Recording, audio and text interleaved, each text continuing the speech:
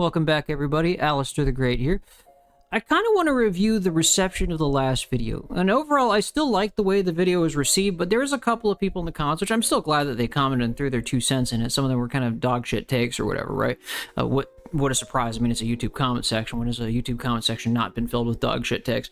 But I want to elucidate that I think a lot of people who watched that video who did disagree with it kind of misunderstood the video and didn't actually understand what I was talking about. The video's point wasn't about defining what fascism is. It's not even about, determining whether or not Trump is a fascist. I couldn't give less of a shit about that, okay? But what the video was about is to explain human psychology on why people embrace radical politics, not even just fascism, if they cannot meet their material ends. And that's just a fact of life. That's just how people behave, okay? People embrace radical politics when they can't satisfy their material ends. And that's all the video was about. It wasn't anything fancy. It's just talking about human psychology. So, I mean, you can contend with me all day and all night about, like, what the definition of fascism is, but I don't even think anybody's really got a concise definition of what fascism is in the first place. Even self-identified fascists. Let's be real here, okay? So, with that aside, right, I was still overwhelmingly happy with the support that it got. Like, there were still people engaging in good faith and having good discussions, but I really do appreciate the support. It's the same old, same old. It's like, the ideas discussed in that video, are very much like the vast majority of the people who engage with that video were already a part of my subscribed audience, which I'm not going to complain about. I do enjoy when my audience and I can have a discussion about certain ideas in good faith. But, every once in a while, some new guy comes in, strolls in, doesn't know what they're talking about, and maybe they misunderstood what the video was talking about. And, sometimes they feel like I have to clarify that, Again, at the end of the day, you don't have to agree with what I'm saying, but what I do expect you to do is to be honest and understand what in spirit somebody is talking about, not strawman them, and certainly not to get in arguments over what a definition is. The reason I'm not interested in arguing over definitions is because at the end of the day, definitions are made up, okay? They're agreed upon, made up, terminologies. When you define something a certain way, it is made up. You assign it to mean something socially, okay? There's not an authoritative way of defining a definition. A definition is made up socially at the end of the day, and people can choose to accept it or reject it. You can't argue with the definition. It's almost like an axiom in a sort of sense. And similarly in mathematics, you make it up to set a set of rules which you're going to define your logical system to work with, and then you build on top of that, okay? So you really can't argue about a definition. You can argue whether or not it's useful to understanding something, okay? So that's why I don't really like engaging in like, oh, well, what do you define fascism to be? It's like, that's not very interesting to me, okay?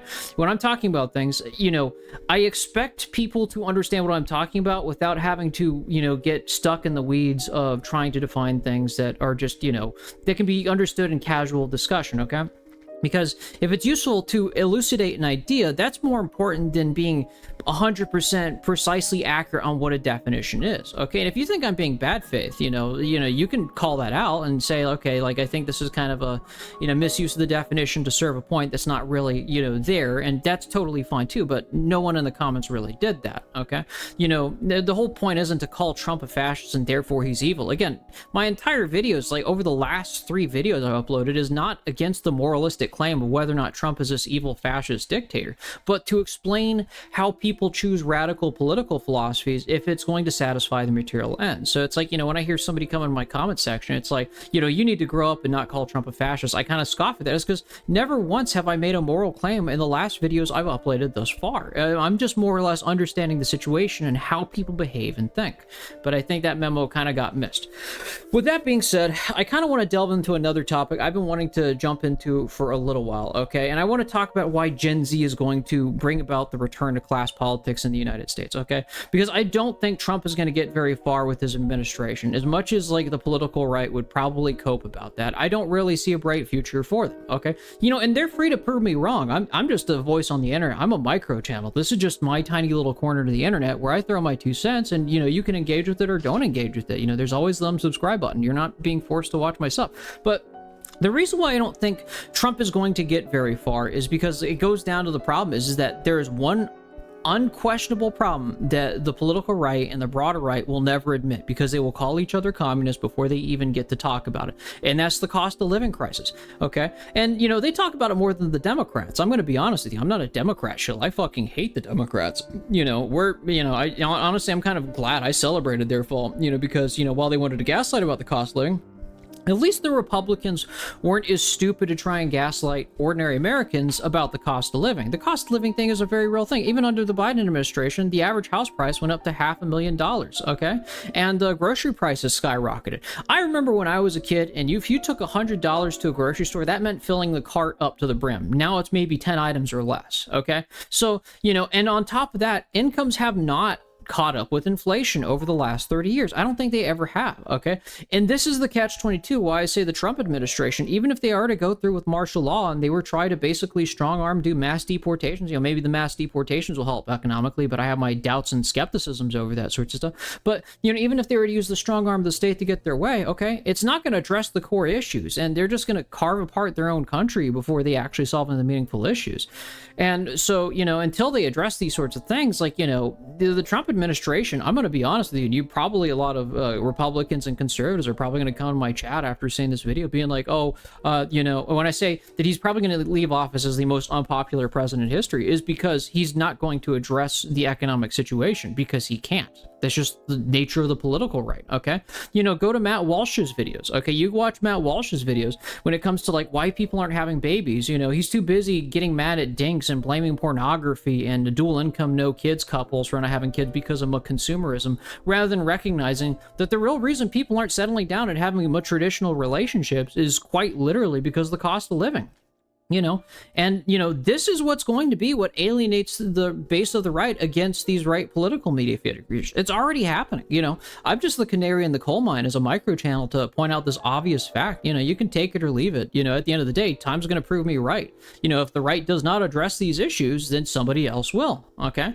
I've already seen it. There's a couple of channels on YouTube I very much like, and Gen Z is not tolerating this stuff either. Philosophical Gamer, Millennial Steam, Amarks Games. There are no shortage of people on YouTube today that are ranting in their cars about how fucked up the job market is, how nothing pays well enough, and yet employers still act entitled to a passionate laborer who will do work almost borderline for free. I'm sorry, but contrived platitudes don't put food on your plate. They don't put a roof over your head, okay? And a lot of people are mad at Gen Z for consciously, explicitly bringing up this relationship between an exchange. Nobody's here to work for free, okay? They need a paycheck to pay their rent, and if that doesn't do it, then of course a lot of Gen Z people are going to be pissed off, right? So the thing about it is that, like, millennials were kind of the canary in the coal mine when 2008 happened. BlackRock, Vanguard, and American Homes for Rent, after a lot of people got their homes foreclosed upon, is because they issued out ninja loans, okay? A lot of the leftover properties on the property market and the 2008 crash literally got swept up by companies like Vanguard, BlackRock, American Homes for Rent, where they bought these things pennies on the dollar and then rented them out at extortionate rates to the people who were just evicted, okay? And this is how these rental companies got their start, okay? Corporate landlords have basically driven up the cost of housing. And on top of that, a lot of NIMBYs, they don't like new construction of houses because they're trying to preserve their property values. And so what this has created is a class divide between those who own and those who don't own, okay? And Gen Z is suffering the most of these consequences because rent's so high, they can't even save up for a down payment to afford the $500,000 houses in the first place. Now, I said, when it came to home prices, it does affect me. It still tilts me. I'm an engineer, and it kind of tilts me. The fact is I have to do so much, even though I literally did one of the 3 golden professions, have a decent life, and I still have to, work my ass off just to get a house, okay? When that should be the bare minimum, right? Being able to own a house, a car, and have a family, that should be the bare minimum to have a decent life. That's a decent standard of living that the average worker should have, not like somebody on the upper echelon like doctors, lawyers, or engineers. Let's be real here, okay? This should be the standard of living for average workers, but they don't want to do that because you have a combination between corporate landlords and NIMBYs that are preventing new constructions where, you can't put new houses on the market because they're trying to preserve their property values, and you have this extractionary rent class. And so, Gen Z has been toasted. They've been squeezed hard between a high cost of living and low pay. And they saw what happened to millennials who bought hook, line, and sinker into the idea if you work hard and you work honestly and you get a degree, you can have a decent standard of living. And then they were deceived and then mocked over having insane student debt, okay? Gen Z looked at millennials and say, you know what? We're not falling for this bullshit twice, okay? You can tell us the whole pull yourself up by your bootstraps nonsense all you want, but at the end of the day, is that if my income is not catching up to how fast home prices are going or the cost of living is going, why would anybody want to work? okay? And I just came across a LinkedIn post. In fact, I was watching a video by Philosophical Gamer where he goes over a post about how Gen Z is a nightmare to work with for employers. Is it any surprise? Okay, you have the median income in the United States is $40K. The average house price is $500,000. Okay, that should tell you where people are going to lie at. Okay. And it hasn't always been that way. The average house price in the 2000s was about 120K, okay? That was manageable for a 40K salary. You know, that's something you can afford. You can buy the average house with an average salary. And even in the 50s, you could. Okay, and maybe in the next video I might start talking about the rise of the tributary class on kind of how we got in this situation. But you know, the point is that like all the data indicates that, you know, if the economy isn't fixed and people cannot have a decent standard of living, they can't live their trad dreams. Even if Gen Z is politically right-wing and sympathetic to a lot of right-wing ideas and social conservatism, it won't matter shit if they can't actually have an income to, you know, raise a family in the first place. Okay, and so, you know, you're borrowing time with Gen Z, okay? Because at the end of the day, it's like if you can't satisfy that, and you know the political right can't do this, they're going to look elsewhere. Maybe not the woke progressive left, and that's understandable because they don't really care about that sorts of stuff. But they will start dabbling into like more economically leftist ideas. This is just an inevitability, you know. I promise you this: the political landscape in 2 years is going to look vastly different than it is today.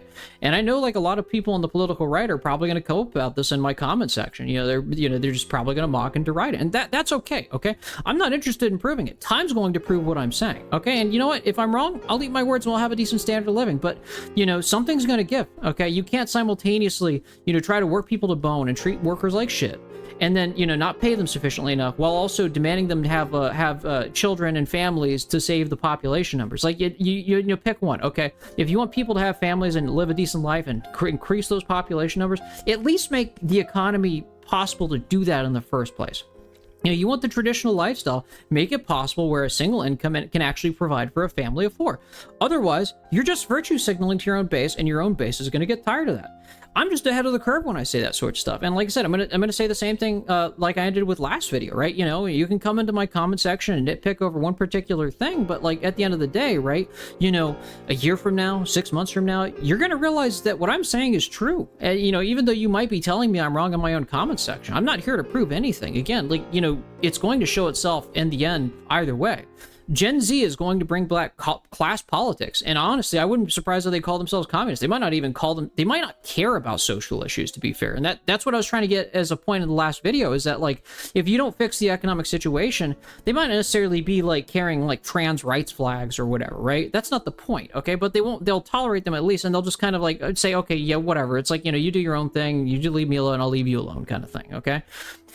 And so, you know, that's Gen Z is going to become communist. They're going to become economic left. You know, hold me to my word, 2 years times. I'll leave this video up. In fact, you want to prove me wrong 2 years down the line and, you know, mock me for that sorts of stuff? I'll leave this video up. And you can come back to the comment section, and if Gen Z is still basically like sucking, you know, the dick of the economic right, which I don't think they will, again, look at the comment sections of Matt Walsh and Ben Shapiro when they try to make videos on Luigi Mangione. Their own base called them out, okay?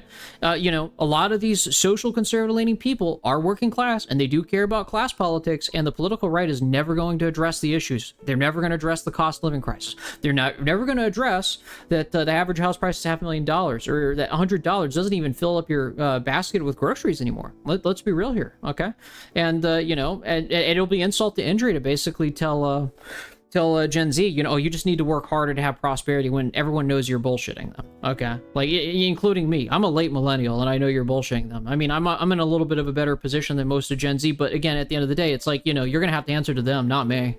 I don't really have skin in this game. I'm just giving my 2 cents on why I say, here, you know, there's an upcoming catastrophe, and you can either choose to kind of like figure out like how to acknowledge it, or you can kind of cope in my comment section and then tell me I'm wrong and argue about definitions. But that's not the point. I mean, you know, we're not going anywhere. You know, I'm a micro channel, so you know. Alrighty, well, we're getting about the 15-minute mark. I don't want to do another 28-minute videos because, like I said, I don't want to basically have to make you watch a whole bunch of stuff. I'm going to try and keep it at the 15-minute range. I've got a couple of other videos coming out. I might publish this one next, but I'm not really sequential in how I'm going to put out these videos. But just let me know what you think in the comments. You know, drop a like, share the ideas. But, you know, Gen Z will probably be communist in 2 years if the political right and Donald Trump don't fix the economy. I'm making my bet.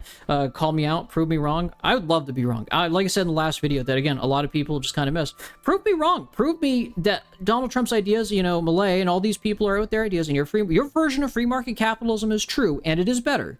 And I will stop being a communist. But, you know, don't come in my chat and basically comment and basically, you know, just kind of straw man me. That you're wasting your time, you're wasting my time. You know, address the ideas or just move on, right? You know. Alrighty. Y'all have a good day. Peace, peace.